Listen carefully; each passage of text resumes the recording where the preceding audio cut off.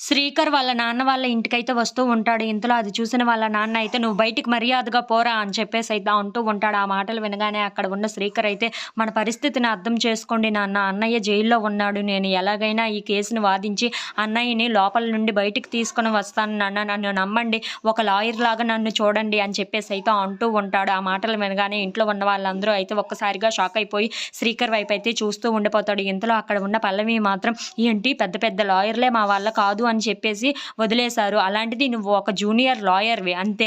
నువ్వు ఈ కేసుని వాదిస్తావా? అది నీ వల్ల కాదు. ఇప్పటిదాకా ఒక్క కేసును కూడా నువ్వు వాదించలేదు. అలాంటిది ఇంత పెద్ద కేసులో నువ్వు దూరి ఈ కేసుని వాదిస్తానంటావా?" అని చెప్పేసైతే నిలదీస్తూ ఉంటుంది. ఆ మాటలు వినగానే అక్కడ ఉన్న శ్రీకర్ అయితే ఏమీ మాట్లాడకుండా సైలెంట్‌గా అయితే నించొని ఉండిపోతాడు. ఇంతలో అక్కడ ఉన్న అవని అయితే "నాకు శ్రీకర్ మీద నమ్మకం ఉంది. నా భర్తని ఎలాగైనా శ్రీకర్ మాత్రమే బయటికి తీసుకొని రావగలడు.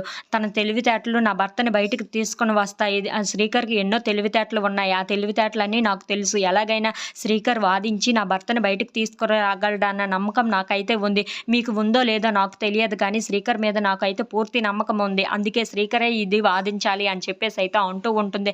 ఆ మాటలు వినగానే ఇంట్లో ఉన్న వాళ్ళందరూ అయితే ఒక్కసారిగా షాక్ అయిపోయి అక్కడ ఉన్న అవని వైపు అయితే చూస్తూ ఉండిపోతారు. ఇంతలో అక్కడ ఉన్న వాళ్ళ మామయ్య కూడా ఏమీ మాట్లాడకుండా చాలా కోపంగా అయితే అవని వైపు చూస్తూ ఉండిపోతాడు. ఇంతలో అక్కడ ఉన్న అవని మాత్రం "లేదు, ఆ శ్రీకర్ ఎలాగైనా సరే ఈ కేసుని వాదించి నా భర్తని బయటకు తీసుకొని రాగలడన్న నమ్మకం నాకైతే ఉంది" అని చెప్పేసైతే అందరి ముందు అంటూ ఉంటుంది. If you like this video please like, share and subscribe.